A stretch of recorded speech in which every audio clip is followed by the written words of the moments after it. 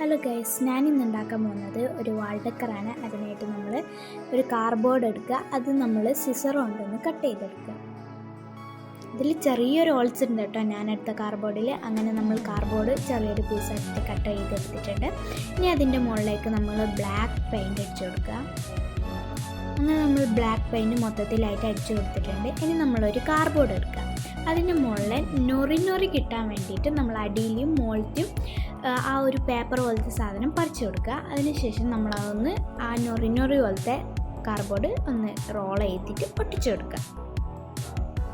അങ്ങനെ റോൾ ചെയ്ത് ഒട്ടിച്ചു കൊടുത്തിട്ടുണ്ട്. ഇനി നമ്മൾ അതിൻ്റെ മുകളിലും പശയാക്കി കൊടുക്കുക.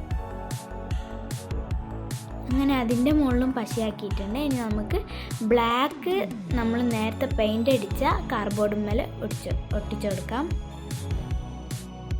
അതിനുശേഷം നമ്മൾ അതിലേക്ക് 2-3 ഫ്ലവേഴ്സും കൂടി വെച്ച് കഴിഞ്ഞാൽ നമ്മളെ വാൾ ഡെക്കർ റെഡി ആയിട്ടുണ്ട്. ഇഷ്ടമായതിനെ ലൈക്ക് ചെയ്യാനും ഷെയർ ചെയ്യാനും സബ്സ്ക്രൈബ് ചെയ്യാനും മറക്കണ്ട.